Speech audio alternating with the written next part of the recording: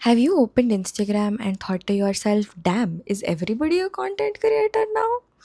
Like every single person I know is posting the same reels in the same format again and again. So, why is everybody trying to become a content creator now? I want to take a moment to get cozy. You see, I think content creation is the new drop shipping. It's the same thing. People see their peers get instant rewards, instant money, instant brand collabs, instant fame, and a lot of instant validation. So, are all the people trying to become content creators bad and wrong? Well, no, but to understand this, we need to look at the history of content creation and, most importantly, the history of content consumption. Right, I have some notes which I'm reading from, which I have written, my random ranted thoughts, and I'm going to read from this. The first form of content that became popular were blogs, and this happened around 1994.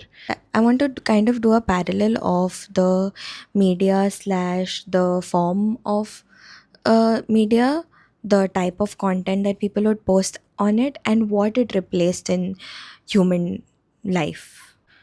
So, see, in 1994, blogs became popular.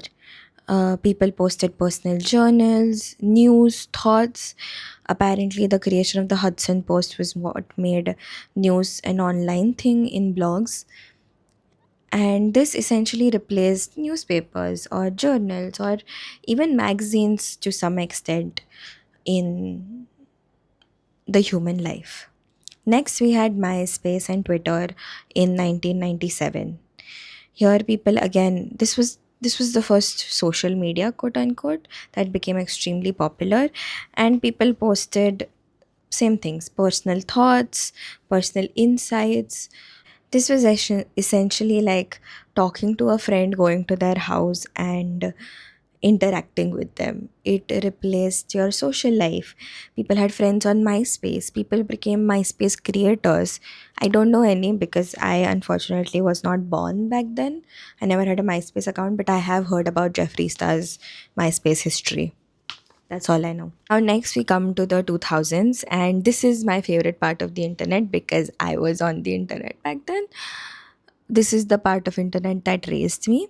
We come to YouTubers. People were beauty vloggers, they were storytellers, and this essentially replaced what TV and films did. We had entertainment, infotainment, um, and it was such an interesting time. I Some of the early YouTubers have made a very long lasting impact on my life, like Michelle Phan, Ryan Higa, uh, David Dobrik to some extent, Casey Neistat. That is the first time where we were really engagement hungry as people. But, anyways, then we came to photo media, which worked in collaboration with social media. So we had Instagram, Facebook, Tumblr, of course, Twitter as well. Also, kind of replaced MySpace, but it was a very fun time to be on the internet. You were again interacting with people. Now, here is something that is important to note that I also heard from another video made by this creator, uh, where she talks about how social media is a completely different reality.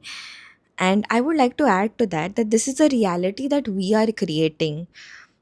It's like the Sims, you know what I mean? We are creating a persona for ourselves and we are interacting with each other. Now, finally, we come to the final evolution of content, which I would like to call the Kalyug of content, and that is short form content. Dum, dum, dum. I don't think short form content is content, it's noise. Uh, think about when you use short form content. You use it as soon as you wake up, you use it in the bathroom, you use it whenever whenever there is lull in your life, whenever there is a silence that needs to be filled, because apparently it really does need to be filled all the time. That is when you consume short form content. And if you think about it a little bit more, that really does not sound like it is replacing a habit or replacing a source, it sounds more like an addiction. Like smokers talk about cigarettes this way, where they have to smoke one in the morning, they have to smoke one before going to sleep, and they have to smoke whenever there is like a period of time where they're not doing anything, whenever they have a good view. And that is why it's easy now to become a content creator, because you do not need to have a lot of things at your disposal. As long as you can hold attention and drive engagement, you will win. And it doesn't matter where this engagement is coming from. If this engagement is coming from rage baiting, that is exploiting your human tendencies and emotions, or engagement farming, where you're using the same script, the same audio, and the same trends to get views.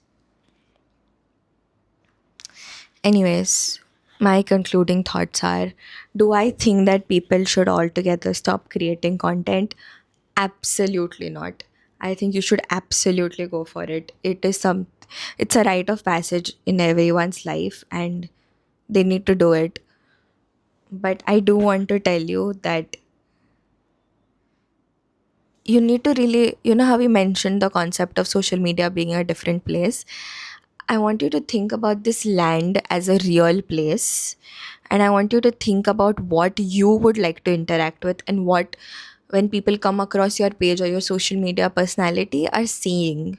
Would you like it to be the same decoration that you see in everybody's houses? You would want it to be different, right? You would like to have your own voice.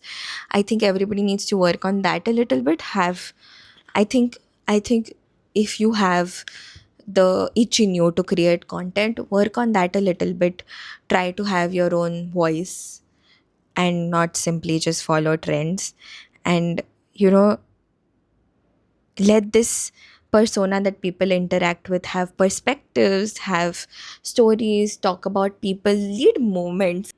People need to be able to interact with these perspectives, people, stories, and not just interact with billboards who are doing the same thing and catching your attention only to sell you a sunscreen or a lip balm.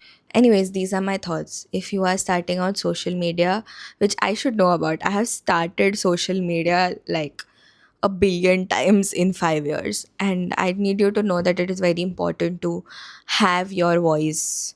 And if you are consuming social media, maybe put it down for some time and let the noise stop. Just be a human being. It's your birthright to be a human being. And I think we will all enjoy it more. So, yeah, thank you. These were my nerdy.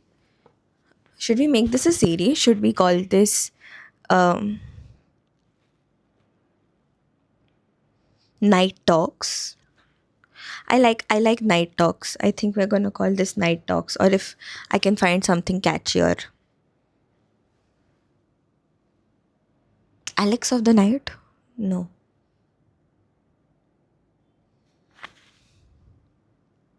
Anyways, if I think of something, I will put it here, and I will put it in the. I'll put it in the title. Anyways, until that time, thank you so much for watching. I will see you again.